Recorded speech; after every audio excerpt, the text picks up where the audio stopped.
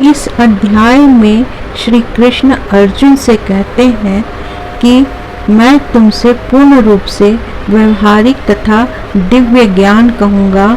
इसे जान लेने पर तुम्हें जानने के लिए और कुछ भी शेष नहीं रहेगा।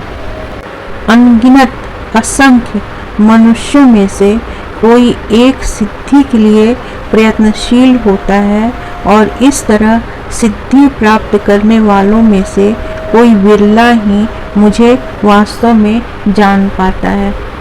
इस अध्याय में भगवान श्री कृष्ण कहते हैं कि पृथ्वी, जल, अग्नि, वायु, आकाश, मन, बुद्धि तथा अहंकार, ये 8 प्रकार से विभक्त मेरी अपरा प्रकृतियां हैं। भी जीव कृष्ण की अनेक शक्तियों में से एक है। सारे प्राणियों का उद्गम श्री कृष्ण से ही संभव है। इस जगत में जो कुछ भी भौतिक तथा आध्यात्मिक है, उसकी उत्पत्ति तथा प्रलय सबके कारण श्री कृष्ण ही है। श्री कृष्ण कहते हैं कि हे धनंजय, मुझसे श्रेष्ठ कोई सत्य नहीं है। जिस प्रकार मोती धागे में गूंथे रहते हैं, उसी प्रकार सब कुछ मुझ पर ही आश्रित है। उन परम पुरुष से बढ़कर कोई सत्य नहीं है, क्योंकि वे श्रेष्ठतम हैं। वे सूक्ष्म से सूक्ष्मतर हैं और महान से भी महानतर हैं। वे मूक वृक्ष के समान स्थित हैं और दिव्य आकाश को प्रकाशित करते हैं। इस प्रकार वृक्ष अपनी जड़ें फैलाता है, वे भी अपनी विस्तृत शक्तियों का प्रसार करते हैं। इस 7वें अध्याय के 8वें श्लोक में श्री कृष्ण अर्जुन से कहते हैं कि हे कुंती पुत्र, मैं जल का स्वाद हूँ, सूर्य और चंद्रमा का प्रकाश हूँ, वैदिक मंत्रों में ओंकार हूँ, आकाश में ध्वनि हूँ तथा मनुष्यों में सामर्थ्य हूँ। 9वें श्लोक में श्री कृष्ण ने कहा है कि मैं पृथ्वी की आद्य सुगंध और अग्नि की ऊष्मा हूँ। मैं समस्त जीवों का जीवन तथा तपस्वियों का तप हूँ। 10वें श्लोक में श्री कृष्ण कहते हैं कि हे पिता पुत्र, यह जान लो कि मैं ही समस्त जीवों का आदि बीज हूँ, बुद्धिमानों की बुद्धि तथा समस्त तेजस्वी पुरुषों का तेज हूँ। पुनः श्री कृष्ण कहते हैं कि मैं बलवानों की कामनाओं तथा इच्छा से रहित बल हूँ। हे अर्जुन, मैं वह काम हूँ जो धर्म के विरुद्ध नहीं है। तुम जान लो कि मेरी शक्ति द्वारा सारे गुण प्रकट होते हैं, चाहे वे मनोगुण हो, रजोगुण हो या तमोगुण हो। एक प्रकार से मैं सब कुछ हूँ, किंतु स्वतंत्र। मैं प्रकृति के गुणों के अधीन नहीं हूँ, अपितु वे मेरे अधीन हैं। तीनों गुणों सत्व, रजो, तमो के द्वारा मोहग्रस्त यह संसार मुझ गुणातीत तथा अविनाशी को नहीं जानता। प्रकृति के इन 3 गुणों वाली इस देवी शक्ति को पार कर पाना बहुत ही कठिन है, किंतु जो मेरे शरणागत हो जाते हैं, वे सरलता से इसे पार कर जाते हैं। ईश्वर की शक्तियाँ अनंत हैं और ये सारी शक्तियाँ दैवी हैं। यद्यपि जीवात्माएं उनकी शक्तियों के अंश हैं, अतः दैवी हैं, किंतु भौतिक शक्ति के संपर्क में रहने से उनकी पराशक्ति आच्छादित रहती है। इस प्रकार भौतिक शक्ति से आच्छादित होने के कारण मनुष्य उसके प्रभाव का अतिक्रमण नहीं कर पाता।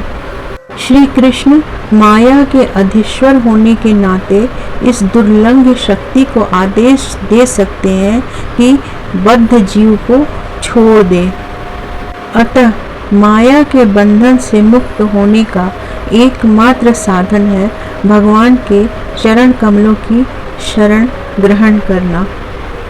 मनुष्य को चाहिए कि परमेश्वर कृष्ण की दिव्य प्रेमा भक्ति किसी सकाम कर्म अथवा मनोधर्म द्वारा भौतिक लाभ की इच्छा से रहित होकर करे। यही शुद्ध भक्ति कहलाती है। श्री कृष्ण कहते हैं कि जो परम ज्ञानी है और शुद्ध भक्ति में लगा रहता है वह सर्वश्रेष्ठ है, क्योंकि मैं उसे अत्यंत प्रिय हूँ और वह भी मुझे प्रिय है। भगवान कहते हैं कि भक्तगण सदैव मेरे हृदय में वास करते हैं और मैं भक्तों के हृदय में वास करता हूँ। भक्त मेरे अतिरिक्त कुछ और नहीं जानता और मैं भी भक्त को कभी नहीं भूलता। मेरे तथा शुद्ध भक्तों के बीच घनिष्ठ संबंध रहता है। ज्ञानी शुद्ध भक्त कभी भी आध्यात्मिक संपर्क से दूर नहीं होते, अतः वे मुझे अत्यंत प्रिय हैं। अनेक जन्म जन्मांतर के बाद जिसे सचमुच ज्ञान होता है वह मुझको समस्त कारणों का कारण जानकर मेरी शरण में आता है। ऐसा महात्मा अत्यंत दुर्लभ होता है। श्रीमद्भागवत गीता के 7वें अध्याय में भगवान कहते हैं कि मैं प्रत्येक जीव के हृदय में परमात्मा स्वरूप स्थित हूँ। जैसे ही कोई किसी देवता की पूजा करने की इच्छा करता है, मैं उसकी श्रद्धा को स्थिर कर देता हूँ, जिससे वह उसी विशेष देवता की भक्ति कर सके। तात्पर्य यह हुआ कि भगवान देवता के हृदय में भी स्थित रहते हैं, अतः वे देवता के माध्यम से जीव की इच्छा को पूरी करने की व्यवस्था करते हैं, किंतु जीव तथा देवता दोनों ही परमात्मा की इच्छा पर आश्रित हैं, वे स्वतंत्र नहीं हैं। श्री कृष्ण कहते हैं कि देवताओं की पूजा करने वाले देवलोक को जाते हैं, किंतु मेरे भक्त अंततः मेरे परम धाम को ही प्राप्त होते हैं। गीता के अनुसार श्री कृष्ण कहते हैं कि वे अजन्मा हैं तो भी प्रकट होते हैं। श्रीमद्भागवत गीता में ब्रह्मा जी ने कृष्ण की स्तुति करते हुए कहा भी है कि हे भगवान, हे परमात्मा, हे समस्त रहस्यों के स्वामी, संसार में ऐसा कौन है जो आपकी शक्ति तथा लीलाओं का अनुमान लगा सके। भगवान श्री कृष्ण न केवल अजन्मा है बल्कि वे सच्चिदानंद स्वरूप हैं। समस्त जीव जन्म लेकर इच्छा तथा घृणा से उत्पन्न द्वंद्वों से मोहग्रस्त होकर मोह को प्राप्त होता है। श्री कृष्ण कहते हैं कि जिन मनुष्यों ने पूर्व जन्मों में तथा इस जन्म में पुण्य कर्म किए हैं और जिनके पाप कर्मों का पूर्णतया उच्छेदन हो चुका है, वे मोह के द्वंद्वों से मुक्त हो जाते हैं और संकल्प पूर्वक मेरी सेवा में तत्पर रहते हैं। जो वृद्धावस्था तथा मृत्यु से मुक्ति पाने के लिए यत्नशील रहते हैं, वे व्यक्ति मेरी भक्ति की शरण ग्रहण करते हैं। वे वास्तव में ब्रह्म हैं, क्योंकि वे दिव्य कर्मों के विषय में पूरी तरह से जानते हैं। गीता में कहा गया है कि मनुष्य को चाहिए कि वह यह समझे कि मैं ब्रह्म या आत्मा हूँ। जीवन का यह ब्रह्म बोध ही भक्ति है। शुद्ध भक्त ब्रह्म पद पर आसीन होते हैं और वे दिव्य कर्मों के विषय में सब कुछ जानते रहते हैं।